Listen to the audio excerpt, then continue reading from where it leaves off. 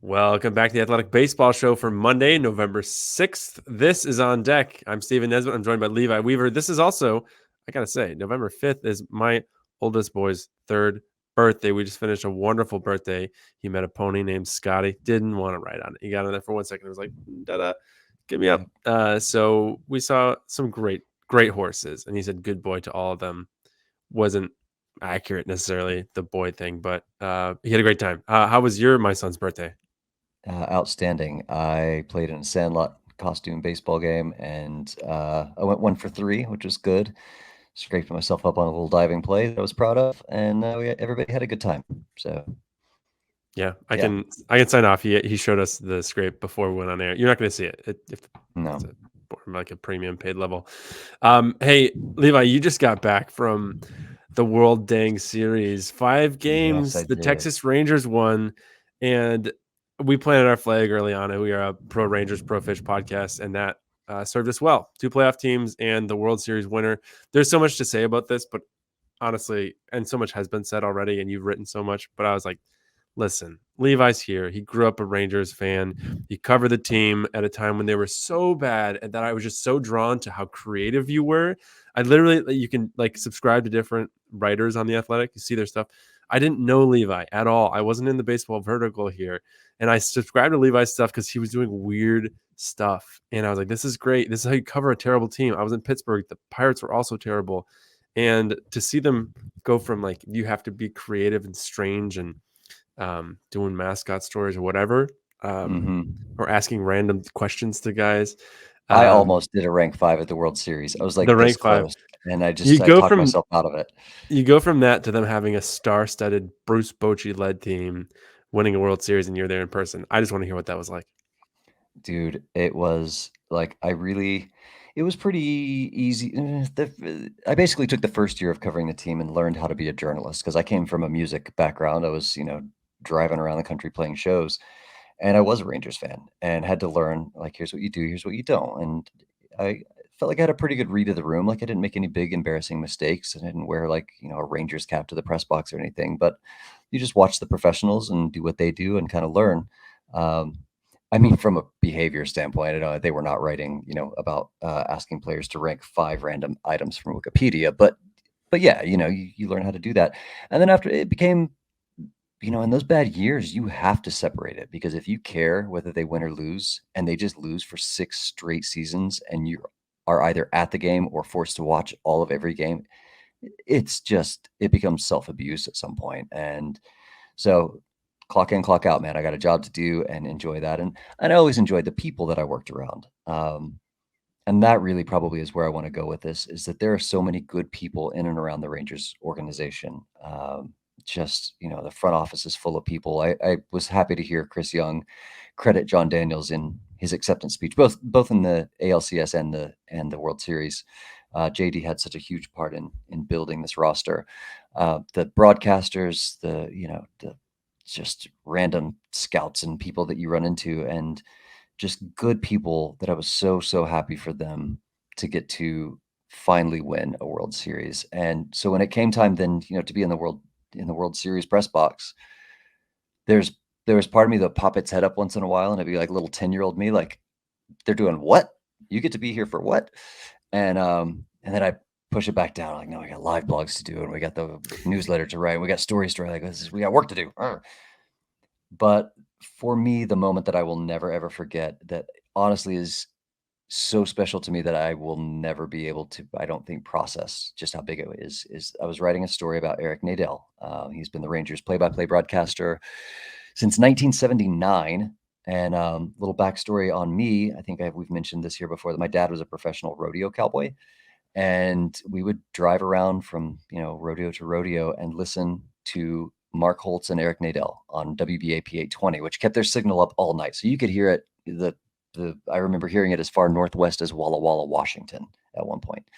Um, I did not, as you can probably tell, really take to the rodeo life.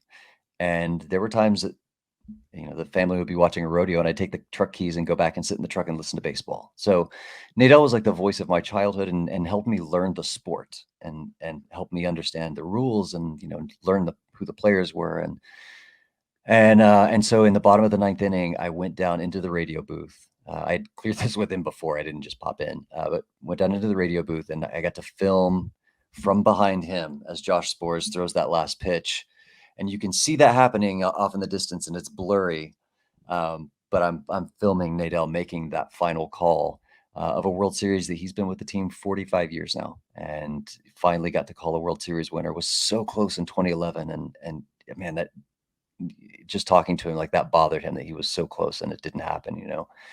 So yeah, that for me, like the celebration was great. It was cool to be in the room and see that firsthand and, you know, come home with some sticky beer smelling shoes. And, you know, that was, if I hadn't been in the radio booth, maybe that would have been the moment that I took home from it, is just watching all these people, you know, Emily Jones, who has been there for forever, the sideline reporter, and she loves those guys and their wives, and they call her mom, and she's just like such a integral part of the Rangers community. And you know, Jared Sandler, just all these people that are there in the front office, people that just don't get any recognition at all. Watching them be so happy was amazing.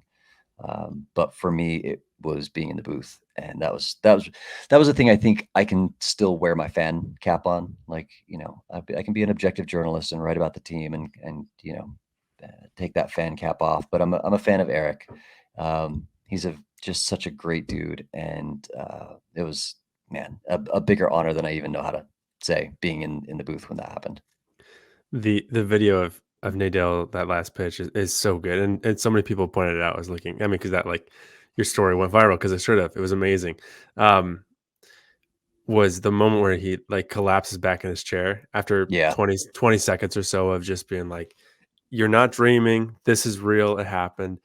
And it's like you just feel the weight of yeah. 45 years and 2010, 2011, and dude, Like, I still 1979, get emotional thinking 19 about that part of the video. Like, it's 1979, the Pirates won the last World Series, and now people talk about how long it's been since they won a World Series. That's yeah. so long ago. The players you're talking about, he was like calling their games back when he was a rookie broadcaster back then. That's an incredible career, and especially for what he went through this year with having to step away for a while, dealing with mental Right, health. yeah. He was open about that. He talked really eloquently about that. I texted you before game 5 and said, "Hey, like, you're in Phoenix. Please tell me we're having you write a column about essentially what I'm asking you to talk about tonight. What Mm, was it like watching that team finally win?" You said, "Hey, we got, other stuff going. I'm actually writing about Eric Nadell, and I think it's going to kind of serve the same purpose." And when I read the story, like, yeah, it did, yeah. because you're telling your story in there as well, like the story, the years that you watched, the years that Mm, were completely empty, the highs just before you covered the team, and also stuff way before you were watching, yeah, that he got to experience. That was awesome. It was awesome. yeah, I yeah, hope you and felt fulfilled by that story. yeah, when I first got there, you know, there was a little sense of like, "Oh, man, I'm not really the beat writer anymore," and Cody Stavenhagen's here, and he did a phenomenal job stepping in and just he did a better job than I would have. I'm not being like, that's not false humility. He killed the Rangers coverage and did it in such a good way. Then we also had Ken there, he's writing about it, and Tyler Kepner's there, and he's a legend, and Andy McCullough is doing his thing, and I'm like, the first couple of games, I'm like looking around like, "What do I do?" I don't, you know, grateful to get to be here, but like, this is all kind of covered. I don't want to just sit back. And then when I had the idea for the Nadell story, I'm like, all right, this is my lane. I'm going to make sure we do this right. Yeah, and you did. You did. Hey, let's go talk some baseball. But Let's do it. wow, what a run! And I'm so glad you're able to do that. I will throw in here right now the wind up, the newsletter you started and took over and ran alongside a bunch of editors, a bunch of people, and of course Ken Rosenthal. Finished its regular season mode. It's moving to off season mode, Yep. and it's going to be twice a week from here on out. And so you're still going to get everything you need from the newsletter. Just Levi's going to get hopefully a little more sleep. More Yeah. hoping. Well, I still haven't caught up from the World Series. Oof. All right, Levi, plenty to go through, and I'm just gonna kind of hit it like bullet point notes. You jump in when you want to, Sure. because a lot has happened. So the big thing that's happening this week is Shohei Ohtani is officially available. He is a free agent. Anybody who has a spare 500 million lying around can feel free to try to bring him onto your team. I've heard he fits pretty much any roster. He actually only takes one roster spot, and give him a year, he can do two things for you. He can pitch as well as hit. But that's kind of old news. We spent the whole summer talking about this guy, and we'll see where he goes. You'll see plenty more on our site. The news today, which is Sunday as we record is Peter Bendix, the GM of the Rays, is going to head over to the Marlins. This wasn't really a surprise. Sorry, the direction isn't a surprise given that Marlins owner Bruce Sherman had come out and said, "Hey, we want to be like the Rays." And so, how do you be like the Rays? Well, you grab their GM, who was their number two, like effectively, because the titles are what they are now. They have president of baseball ops over there, so it makes sense. The interesting thing Ken Rosenthal mentioned as he reported this was that Chaim Bloom, who was fired by the Red Sox last month, was an early target of the Marlins, but he took himself out of the running. I think it'd be tough if you're Chaim Bloom to, not to make this a conversation about him, but it'd be tough to go from the Red Sox where you're at least giving like a pretty respectable sized pocketbook to work with, and then you're like, hey, we're the Marlins. Let's can you just do the thing he did with the Rays a while back? Right. So it makes sense. They're going to go with Peter Bendix. This is a guy who can show you the Rays way. So I guess it makes sense, but certainly a shame that Kim Ang was not shown the door, but she was told, hey, we're going to hire a president of baseball ops above you, and she said, no, not going to happen. So still a weird way that one ended with her making her putting together a team that made the playoffs this year. Yeah, it is frustrating to see that end that way, and I'm sure she will land on her feet. The question is, will there be an opening for a position that she wants to take? If she didn't want to have a president of baseball operations above her, and rightly so, she earned the right to refuse that. I absolutely think she was in the right in that. But how many of those jobs are available right now? It's not that many. But yeah, I mean, hey, baseball front offices and particularly owners are not necessarily people that I find myself in agreement with very often at all. So it should come as no surprise that I think that they made the wrong move there. Are you saying we're the only pro labor podcast around? I thought that was a roundtable. That was the other thing. Oh well, still in their shtick. Hey, the other one that I want to talk about is Joey Votto. Is he going to play next year? Because he posted basically a goodbye to Cincinnati. They did not exercise his option, which I get it. Where are they going to find the at-bats and the playing time for him amidst all those youngsters, at 40 years old? But he's said that he wants to play. So, will he find a team to take him on? Would he sign a minor league deal and try to make a team somewhere, or would he need a major league deal to sign? I don't know. I hope he sticks around. But then there's also part of me that thinks it would be fitting for him to play his whole career in Cincinnati. So I think it would be fitting, but I think that's a guy who wants it to be made very clear to him by the game, as he likes to say a lot, that he can't do it anymore. So I think he'd love for his baseball ref to say Cincinnati all the way down. But he's my thought of it. I'm not a GM. I think he's going to get a major league deal somewhere. I think someone, look at Pittsburgh, is a team that could use a little bit of something at first base, even if he's going to hit 215 or something. And there's enough intrigue in that like Hall of Fame bat that he could maybe figure something out. He did it 2 years ago, and give him a $4 million 1-year deal. I feel like that's doable. He just picked up $7 million for the buyout. That's not a bad deal right there. Go Agents. But I feel like there's someone's gonna bet on him because if he can flip it on the deadline, it's Joey Votto you have on the trade market. That's a pretty great chip to have, and plus he can teach young players so much. I mean, consider how much that guy's learned. But I've listened to him so much over the years, and in the recent years, talking on Starkville on this feed, he doesn't sound like a guy who's ready to be done yet. He sounds like he's got a lot of enthusiasm about the game, about his craft, and so I don't think he's ready to be done. I could see him potentially going back to the Reds, but I think it's more of a playing time problem there. I think he's going to want to go somewhere he can play rather than just I want to be here from when they win. And that was the team's explanation too when they put out the release. They're not going to say, well, he's just not worth 15 million or whatever it was. But they were pretty clear, just the play, it's a playing time issue. So that to me signals that he probably wouldn't be back. I keep trying to convince myself that there's a spot for him in Texas just so he could be here. And that would be a lot of fun. But Nathaniel Lowe won a Silver Slugger last year and a Gold Glove this year. And just a Gold Glove, yeah. I think they're all set up first base. Maybe DH. Yeah. Yeah. You mentioned the Gold Glove. Let's throw a couple of them out there. They just went down Sunday night. We just learned these. A couple that caught my eye. Anthony Volpe winning. I saw a tweet that said he's the first Yankees rookie to win a Gold Glove. For all the conversation around him this year, did play incredible defense there at shortstop. And following the footsteps of a shortstop, famously not maybe so golden in the glove and Derek Jeter. What? But the one I was watching for as a former Pirates writer was Kip Ryan Hayes. This guy has deserved a Gold Glove for a while.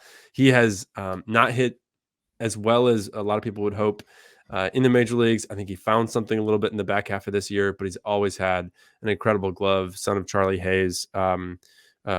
And he finally got his. It was sort of like, when can you finally take down Nolan Arenado? Well, this was the year to finally do it.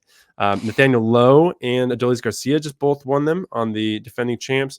And Gabriel Moreno, I saw won one, and Christian Walker did as well for the runners-up. Any others that caught your eye? Yeah, 3 short notes, 2 of them Rangers-centric. Nathaniel Lowe was the worst first baseman in baseball last year, defensively, and he worked this past offseason with Francisco Lindor, among other people, and put in a lot of hard work. And to win a Gold Glove the year after being literally, this is like statistically the worst first baseman in the league. Man, what a turnaround for him. The other Rangers one is Jonah Heim, also one at catcher. That's 2 catchers in a row that have been coached by Bobby Wilson, former journeyman catcher, who is now the Rangers catching coach. Jose Trevino was, when he was here, was under Bobby, and then went to the Yankees and won a Gold Glove. Now you've got Jonah Heim doing it this year. So that's, kudos to both Jonah and also to Bobby Wilson. And then also just, I need the Rockies to be more interesting. I need them to play more games that matter. I want to love. I was born like an hour north of Denver. I want to love the Rockies. But Brenton Doyle won a Gold Glove, and I was like, I'm pretty sure I've heard that name before.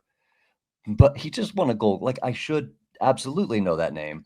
The Rockies have just been so far off my radar, even in a year where I am writing a national newsletter.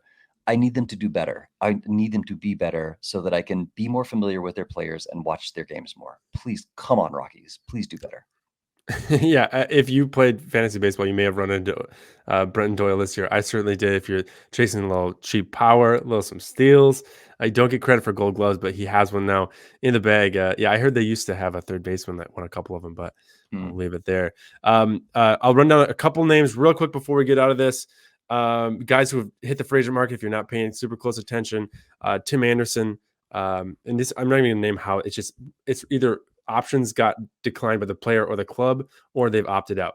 Cody Bellinger is a big one. Marcus Stroman, Wade Miley, Eduardo Rodriguez, Hector Neris, Liam Hendricks. I could see someone doing like a 2-year deal with him because he's going to be out this year with Tommy John. Whit Merrifield, Mike Clevenger, Lance Lynn, Clayton Kershaw having shoulder surgery. He's also a free agent.